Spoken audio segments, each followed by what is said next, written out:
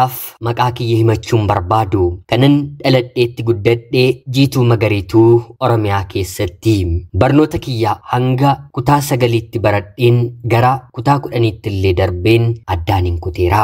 Haatii fi abbaan koo ana waliin ijoollee 6 waliin kan horatani ta'us haa ta'uutii garuu lama abbaa kiyyatu nyaate. Maal akkamittiin abbaan kee dhala isaa nyaata? Budaadhamoo naan jechuu ni dandeessu? Eeyyeen abbaan koo budaadha. Haa ta'uutii garuu gochaa ofiif raawwatu jecha biraatiin akka gurraaf toluuf namatti waan himuuf hojii abbaa kiyyaa haadha koo dabalatee hanga yeroo dheeraatti namni beeku hin turre. Anis ta'e maatiin koo abbaa keenyaatiin kan nuti beeknu akka inni beekaa, hayyuu, nama amantaa cimaa ta'etti. Nuyi qofaa miti hawaasni naannoo keenyaa hedduun abbaa kootiin akkanatti isa beekaa. Mana amantaa fakkeessee yeroo dargaggummaasaa biyyoota garaagaraa irra deemuun ogummaa garaagaraa akka barateetti beekama. Kan inni hidhes kan hiiku hin jiru jedhamee akka gootummaatti isaatiif dubbatama. Abbaan koo otuu nama gaarii ta'ee gaarummaa isaan haasa'ee baay'ee natti tola. Haa ta'uutii garuu ana dabalatee maatii koof maatii yerrammoo darbee namoota naannoo kiyyaatiif abbaan koo gaarii fakkaatee abiddatti nama naqaa turedha. Tarii naannoo keessanitti dhageessanii yookiin immoo isinis bira deemtanii waa hojjechiifattanii ni beektu ni ta'a. Dabtaraa jedhama. Haa ta'uutii garuu dabtaraa jedhamee maqaa kanaatiin hin waamamu. Guddaanis xiqqaanis abbaa jedhee waamuutiin isa kabaja. Tajaajilaa mana amantaa fakkaata. Haa ta'uutii garuu mana amantaa keessa seenee hin tajaajilu. Yeroo hedduu yeroo mana amantaa deemu bakka tokko kan mataa isaanii qaba. Bakka sanarra eenyuyyuu jalaan taa'u bakka sana taa'uun kadhata. Haa ta'uutii garuu mana amantaa keessa dhaabbatee kan inni kadhatu Waaqa uumaa tokkicha hundumaa uume isa nuti waamnu otoo hin taane seexana yookiin immoo sheexanaan kadhata. Namoota hojii kiyya jedhanii rakkatanii dhukkubsatanii joonja'anii maraatanii qabeenya dhabanii walii galuu dadhabanii mana keenya dhufaniitiif beekaa jedhame abbaan koo yoo fedhe kobbee diimaatiin barreessee yoo fedhe immoo baala kutee yoo fedhe immoo hojii kanaaf kan kaawwate foon yookiin gogaa waraabessaa kutee kanaan kana godhi kanatti immoo kana dabaliitii akkana raawwadhu jechuun hojii yookiin immoo gochaasaa guyyaa guyyaatiin. Aduun bor hin baatu taanaan kan dursee nutti himu abbaa keenyadha. Bor immoo ni rooba yoo ta'e kan dursee dubbatu abbaa koodha. Booddeerra immoo hinumaa beekamtiinsaa qaama mootummaa biratti illee ta'ee namoonni daandii dalagan yookiin immoo hojjetan roobni guyyoota muraasaaf naannoo sanatti akka hin roobneef abbaa koodhaaf maallaqa kennuu eegalanii bifa kanaan jiraataa nu jiraachisaa. Maddi galiin abbaa koo hojii kanadha. Lafa hin qabnu, horii hin qabnu, moreeti yookiin immoo torsheeti abbaan koo nu jiraachisaa. Kana keessatti gaa obbolaa keenya lamaan hangafa ta'anii dhalatan lamaanuu otoo umurii waggaa tokko hin guutiin yeroo boqotanitti haadha koodhaan ayyaanni koo itti gammaddu malee hin boossani jechuun haati kiyya dhabuu ilmaan isheetti abbaan koo dibbee rukuchiiseera. Haati kiyyas ayyaana isaatti waan amantuuf boo'icha ilmaan ishee garaatti qabattee tarii namni kun beekaa waan na ta'eef na hidhuus na hiikuus ni danda'a jettee waan sodaattuuf jecha isaa kabajjeetii waliin jiraatti. Hawaasni naannoo keenyaa xiqqoo amma hoyya malee waan kanaaf hubannoo gadi fageenyaa hin qabu. Joon ja'aasaatu jira. Jaalalli anaan kan qabe uumamaan barbaadeen akkuma namaa lapheen koo uumamaan jaallatee otoo hin taane gochaa abbaan koo anarratti raawwateeni. Yeroon barnootaan kutaa 6ffaa baradhu haadha kiyyaan midhaan qopheessisee intala koo kana nan eebbisa jedhee warra kaan jechuun obboloota koo nyaata kanarraatii fageessee hanga dhumaatti nyaadhuu fixii. Egereen jireenya kee qabeenya irratti qabeenya, milkaa'ina irratti milkaa'ina siif ta'a jechuun yeroon na nyaachisu nan yaadadha. Guyyaa sanarraatii kaasee mucaa anaaf isa gidduu umrii waggaa tokko caalurree kan hin jirrerraatii ilaaluu barbaaduu gochaasaa hordofuu yeroo isan argu nahuu fi kanneen kana fakkaataniin jalqabe. jaalalli addaa barattuu kutaa ja'a ta'een isarraatii naqabee baasaa galmasaan hordofaam. Abbaan koo wanta narratti raawwate waan beekuuf yeroon gara inni deemu calluma jedheen barbaacha isaa deemu gonkumaa jecha tokkollee natti hin dubbatu. Darbeenis obboloota kootti haadha kootti akkanani mucaa kanallee jaalladhe isaanitti himaam. Mucaan kun maatiinsaa sooressa akkamiidhaam qabeenyi isaanii lakkaa'ameen dhumu. Inumaa baadiyyaa nu waliin otoo jiraatanii magaalaa mana akkamii qabu darbee immoo konkolaataa guddaa siinootiraakii jedhamu bitataniillee ni hojjechiifatu. Kanaa ol qabeenya hedduu qabu. Ijoolleen isaanii doktara, injinara fi kanneen kana fakkaatanidha. Abbaan isaanii abbaa koo waliin nama ijoollummaatii kaasee wal beeku. Abbaan koo dhabe yoo dhabe maallaqa nama kanarraatii fudhata. Bifa liqiin otoo hin taane kennaadhumaan jechaadha. Duuba qabeenya kanaa kan jiru humna yookiin immoo dafqa maatii kanaa otoo hin taane abbaa koodha. Hojii hojjete irratti miila tarkaanfate irratti akka milkaa'uuf halkaniif guyyaa namni kuni abbaa kiyya bira dhaabbata. Hanga nu ajaa'ibutti namni kun abbaa qabeenyaadha. Maaliif miila abbaa koo jalaatii hin socho'u jennee nuti manatti illee walitti ni haasofna. Maarreegaa kanaan namni walitti bu'uunsaa hin ooluuti. Abbaan kiyyaaf namni kuni walitti ni bu'u. Abbaan koo magaalatti ijaartee mana baay'ee qabda. Ijoollee koo achi galfachuu waan hin barbaaduuf mana tokko naaf kenniitii naa mallatteessii jedhee gaafataanii. Yeroo kana namni kun maal jechuudha? Dafqa kiyyaatiin kan hin fide waan nan ta'eef qabeenya hamma kana ga'ullee siin kennu. Otuu inni hanga har'aattiin siif kenne lakkaa'amee mana tokko ol bitaa jedhee deebiseefi.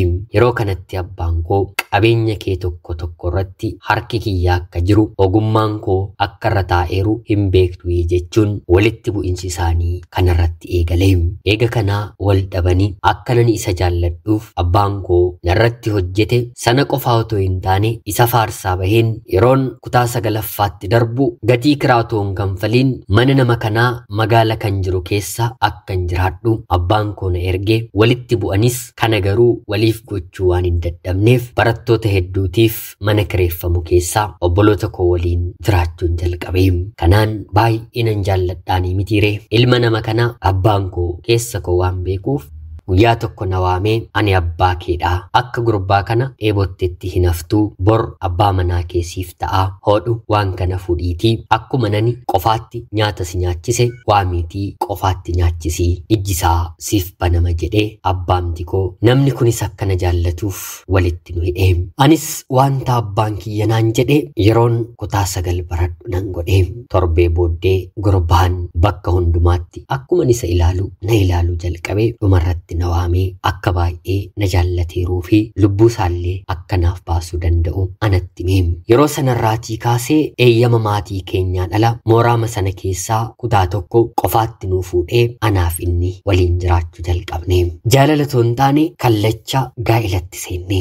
Kanaan otoo jennuu kutaa 9 yeroon xumuru kaayyoon koo namuma kana argachuu namuma kana waliin jiraachuu waan na ta'eef ati baradhu ani immoo mana keessa waa hundumaa hojjedheen si gammachiisuun barbaada jedheen itti himee. Akka carraa qormaanni maatirikii kutaa 10 dhufee fi gara 11tti darbee ture. Inni ni barata ani immoo haadha manaasaa ta'een nan barsiisaadhi. Jireenyi keenyi kanaan jalqabamee maatiin keenyis sababa keenyatti araara kan fakkaatu waliin buusanii. Kanaan abbaan mucaa kanaa mana magaala jiru keessaa tokko mucaasaaf kennee konkolaataallee guutummaa guutuutti bahasaaf galmasaa kan galchuu fi kan baasu mucaansaa kuni qofti akka to'atu eeyyama kenneefi. Duuba gochaa kanaa kan jiru abbaa koodha. Mana tokko yeroo abbaan isaa nuuf kennu warreen kaanis suuta jedheen harkaa baasa yeroo jedhee dubbatu ani gurra kootiin dhagaheera. Yeroo yookiin immoo daqiiqaa anaa fi abbaan manaan koo mana sana jiraachuu jalqabne irraatii kaasee qabeenyi abbaa manaa koo oolee bulee gadi fiiguu eegalee. Konkolaataan fayyaa qulqulluu ture baatii 6 keessatti takkaa goommaan ni dhoha, takkaa maaliitu cabe jedhama, takkaa kuni jijjiiramuu qaba jedhama. Bu'aarra kisaaraansaa abbaa manaa kootti mataa yeroo naanna'u kanaan booddee konkolaataa kee abbaa feetetti kennettu jechuun abbaa isaatti deebisee, abbaan isaa immoo nama amanamu manni koo kan qabu si'idha jechuun mana kennee fi nu harkaa fudhatee mana gara biraa nuuf kennee, manni nu harkaa fudhatee mana gaarii bareedaa dhagaadhaan ijaarame ture. Otuma jedhamu konkolaataan ni galagala, inshuraansiin bakka sana dhaqqabuu fi dadhabee manni lamni gurguramee konkolaataan suphama, qabeenyi oolee bulee haga inni kutaa 12ffaa xumuree yuunivarsiitii dhuunfaa waggaa 2 gahutti wanti hundumtuu maatiin suni qaban lafa baadiyyaas ta'e lafa magaalaa duwwaatti gale yoon isiniin jedhe anaan hin amantanii, hanga mana keessaa wanti nyaatamuuf wanti dhugamu dhibuutti jechuudha. Kanaan abbaan manaan koo ol jedhee ilaalee torbee darbe kanatu kana ta'e, baatii darbe immoo kana, isattaan immoo kana jedhee yeroo hundaa aariidhaan ofitti dubbata. Kanarratti otoo dhaabbatee bareedaa ture. Dhumarratti wanti hundumtuu qabeenyi kan jedhamu dhume abbaa manaa koo ni boqota. Abbaan manaan koo abbaasaa awwaallee dhufne mana keessaa wanta nyaannuuf wanta dhugnu gatii barnootaa saxxaanu waan kanfallu gatii mana kiraallee ofirraatiin qabnu. Namni garuu isaatiin kan beeku akka inni qabeenya guddaa qabutti mucaa sooressa akka ta'etti. Konkolaataanis erga gurguramee tureera. Maallaqni isaa garuu karaa kam eessa akka inni galu hin beekamne. Maarreegaa kanatti du'a abbaa isaa booda abbaan koo gatii koo deeffadheera, kanaan booddee onatti dubbatte qofan jara kanatti dubbadha, har'aa kaastee hiyyeessa kana waliin ati sin dhaabbatiin jireenya gara biraa barbaaddadhu naan jedhee. Anis abbaa kootiin yeroo inni qabaatu waliin taa'een yeroo inni dhabu immoo abbaa manaa koorraan adda bahaayii yeroon jedhu yoo siif ta'uu baate akka ati isa jibbitu si otoo hin taane anatu raawwata naan jedhee. Yeroo kana anis lakkii abbaa koo mana namaa galeelleen abbaa manaa koo barnoota isaa akkan xumuru taasisuun qabaa, simitii akkan waliin jiraadhu kan barbaaden jedheeni. Eega kanaatii yeroo manatti galtu abbaa manaa kee sireerratti argatta, abbaa isaatti siif dabalanaan jedhee. Waggaa amma kana abbaa koo waliin jiraadheen abbaan koo akka budaa ta'ee nama nyaatu hin beekun ture. Haati koo garuu gaafa aartu gaafa boossu waa'ee ijoollee ishee boqotanii yeroo dubbattu akka abbaan koo halkan ishee biraa ka'ee bineensa bosonaa yookiin immoo waraabessa gulufullee takka takkaa nutti haasofti. Haa ta'uutii kuni haalli itti nuuf galu waan abbaan keenya uumamaa gaditti waa hedduu akka danda'utti malee falfalaa toshitu akka inni ta'etti miti. Kanaan yeroon abbaa koo biraa deebi'ee gara biyya abbaan manaan koo baratu yeroon dhaqu abbaan manaan koo dhukkubsatee sireerra ciisaa. Maal taate yeroon jedhu afaan isaan dubbatu gurri isaan dhagahu. Bitaanatti galee mana yaalaa geessuuf maallaqni mana keessan jiru. Yeroo kanatti filannoon koo ollaa koo namichi tokko ni jira. Abbaan manaan koo waan inni ta'e hin beeku, hin dubbatu, hin socho'u, hin dhagahus, ija isaa qofatu na ilaalaa. Yeroon biyyaan dhufu abbaan koo akkana naan jedhee ture jedheen isatti hin dubbadhe. Yeroo kanatti namni kun maqaa waaqaa waamee namoota mana amantaa keessa tajaajilan walitti qabuun abbaa manaa koo mana amantaa geessuun kadhachiisuu fi jalqabanii. Ani amantaa nan qaba, haa ta'uutii garuu amantaa koottis jabduu miti, mana amantaas deemeen beeku. Guyyaa 3 mana amantaatti hin deddeebisee. Yeroo kanarraati kaasee abbaan manaan koo wayyaa'aa fi dhufee akka abbaan koo abbaa isaaniillee ajjeese amma immoo dabareen kansaa akka ta'e yeroon itti himu innis nahuun edaa dubbiin akkanaa'ee jedhee na dhiisee gara obboloota isaa magaalaa Finfinnee jiranitti imaluun walii isaa hin beeku. Innumtuu waa'ee amantii hin beeku ture. Torbee 2 barnoota amantaa baratee dhufe. Yeroo sanarraa kaasee deebi'ee ana bira dhufuun halkaniif guyyaa boo'ee jilgeenfatee kadhachuu jalqabee. Takkaa jilgeenfatee kadhatu jalqabnaan halkanii fi guyyaan bari'ee dhihuunsaa isatti hin beekamu. Nyaatallee yaadatu, bishaan of bira kaa'een dhugu. Halkan guyyaa riyaasaa tokko waliin kadhachuu jalqabanii. Inni kana jalqabee abbaan koo baatii isaatti dhukkubsatee. Dhukkubsachuu qofa otoo hin taane harkii fi miilli isaa walitti hidhamee. Arrabni isaas dubbachuu didee. Akkuma abbaa manaa koo yeroo darbee gurri isaa hin dhagahu, ija isaa qofatu oliif gadi nama ilaalaa. Haati koo mana yaalaa geessiti, garuu immoo furmaanni argamu hin jiru. Kanaan hidhamee abbaan koo waggaa 2 qorumsa addaa mana keessatti argee waggaa 2 booddee abbaan manaan koo deemi dhaqiitii abbaa kee awwaalladhu borga nama lubbuun keessaa baatinaan jedhee yeroo kana ani abbaa manaa kootiin doomi budaa abbaa koo nyaachuufi jedheen deebiseefi haa ta'uutii garuu akkuma inni dubbate barii abbaan koo boqochuu maatiin koo natti bilbilanii yeroo kanatti abbaan manaan koo waan abbaa kootiin haaloo ba'e natti fakkaate yeroo sanarraatii kaasee gaa'illi keenya adda citee lakki dhiisii anomaa sin balleessine kan ajjeese rabbi malee ana miti jedhee yeroo garaagaraatti akkan isatti deebi'uuf abbaan manaan koo kadhachaa tureeraam. Kana qofa mitiim abbaa koo yeroo inni awwaaluu dhufu abbaa kootiin isatu ajjeese jedheen haadha kootti obboloota kootti haaloo akka isa qabataniif irratti kakaaseen tureem. Maatiinis hojii mataa isaanii waan beekaniif yeroo dheeraadhaaf ollaa mataanii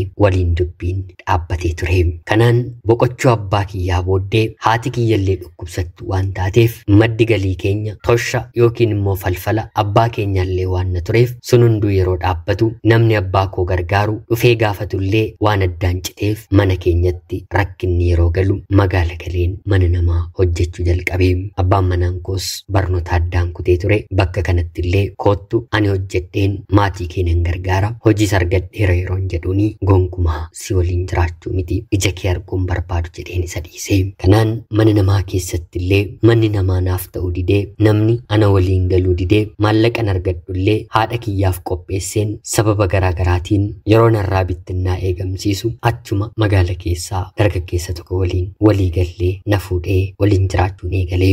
Sanaanillee dargaggeessi kun haga tokko homaan jedhu waan na ta'eef maatii koo nan gargaara jedhee yaadeen ture. Haa ta'uutii garuu maatii koo gargaaruu hin dandeenye. Kanaan isa eeyyamsiiseen gara biyya hambaatti baqadhee viizaan koo dhufee nagaan gara biyya hambaatti ni malee. Biyya hambaa dhufeen baatii 2 hin xumurree mucaan biyya koo turte tokko kallachanaaf bilbiluun biyya kana dhufteetta jedhanii asii immoo maal gochuufidha eenyuun hadoochuu yaaddee garee akkanaa keessa jirta jedhanii jettee na kaafatti. Yeroo kanaanis maal haasa'aa jirtaa kana dura eenyuutiin hin hadoocheeraatii amma immoo eenyuun hin hadoochaa haasoon kee maalii yeroon jedhuuni maal abbaan kee mortuu falfaltuu budaa nama nyaatu ta'uusaa wallaallee jettee naaf deebistee. Abbaan koo akkana ta'uusaa gochaadhaan otoo hin beeku jechaan garuu hammas akka inni jabaatu homaa waan hin beeku tokkollee hin qabu. Waa'ee amantaattis deemeen ilaalee waan hin beekneef abbaan manaan koollee akkuma abbaa kiyyaa beekaa ta'uuf kan kadhatu kan jilgeenfatu natti fakkaata ture. Dhumarratti garuu otoon dubbii kana biyya hambaa keessa taa'een ol buusee gadi buusuu seenaa namoota maatii akkanaarraa dhalatanii dhumnisaaf jalqabnisaa maal fakkaata jedheen toora intarneetii irra toon barbaadu nama waa'ee amantaa na barsiisuun argadhee barnoota isaas sirriitti hordofuun eegalee. Dhumarratti maatiin koo jechuun abbaan koo falfalaa toshituu budaa akka ta'een mirkaneeffadhee.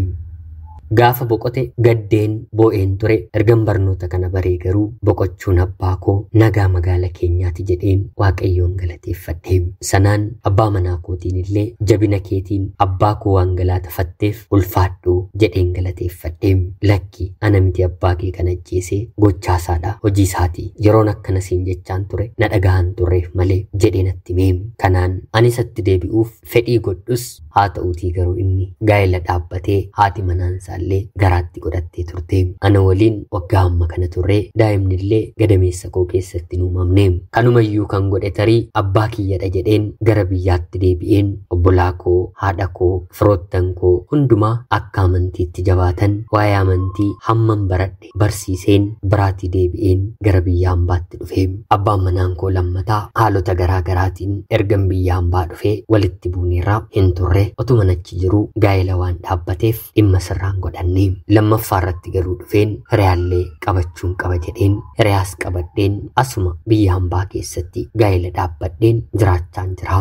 Daa'imni garuu haga ammaatti gadameessa koo keessatti uumamuu hin dandeenye. Wanti hidhame akka jiru guyyaa tokko maqaa waaqayyootiin akka inni hiikamu homaa shakkii tokkollee hin qabu.